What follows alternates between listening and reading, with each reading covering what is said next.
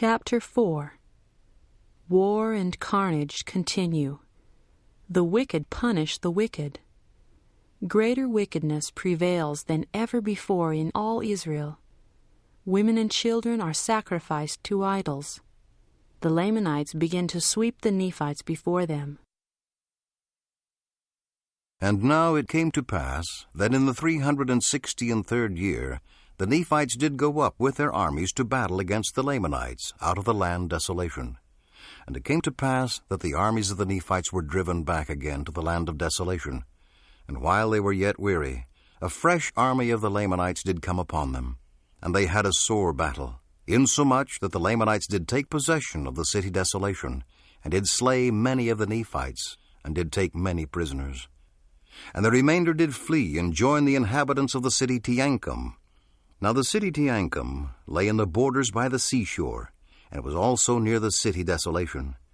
And it was because the armies of the Nephites went up unto the Lamanites that they began to be smitten. For were it not for that, the Lamanites could have had no power over them.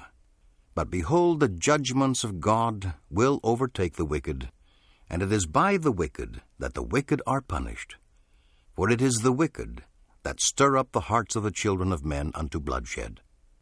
And it came to pass that the Lamanites did make preparations to come against the city Teancum. And it came to pass in the 364th year the Lamanites did come against the city Teancum, that they might take possession of the city Teancum also. And it came to pass that they were repulsed and driven back by the Nephites. And when the Nephites saw that they had driven the Lamanites, they did again boast of their own strength, and they went forth in their own might, and took possession again of the city desolation. And now all these things had been done, and there had been thousands slain on both sides, both the Nephites and the Lamanites. And it came to pass that the 366th year had passed away, and the Lamanites came again upon the Nephites to battle. And yet the Nephites repented not of the evil they had done, but persisted in their wickedness continually. And it is impossible for the tongue to describe, or for man to write a perfect description of that horrible scene of the blood and carnage which was among the people, both of the Nephites and of the Lamanites.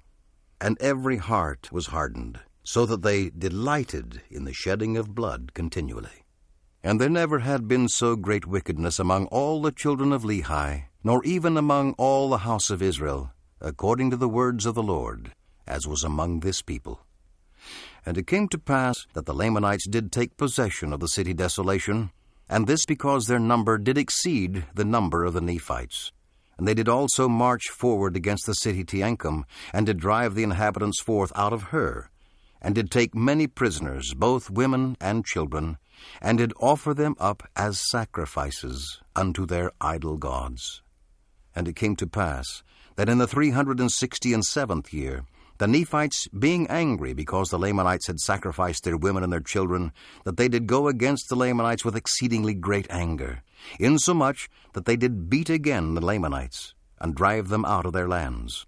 And the Lamanites did not come again against the Nephites until the 375th year.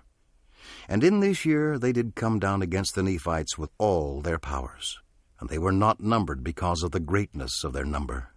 And from this time forth did the Nephites gain no power over the Lamanites, but began to be swept off by them, even as a dew before the sun. And it came to pass that the Lamanites did come down against the city desolation, and there was an exceedingly sore battle fought in the land desolation, in the which they did beat the Nephites. And they fled again from before them, and they came to the city Boaz, and there they did stand against the Lamanites with exceeding boldness, insomuch that the Lamanites did not beat them until they had come again the second time. And when they had come the second time, the Nephites were driven and slaughtered with an exceedingly great slaughter. Their women and their children were again sacrificed unto idols. And it came to pass that the Nephites did again flee from before them, taking all the inhabitants with them, both in towns and villages. And now I, Mormon, seeing that the Lamanites were about to overthrow the land, therefore I did go to the hill Shim, and did take up all the records which Ammoron had hid up unto the Lord.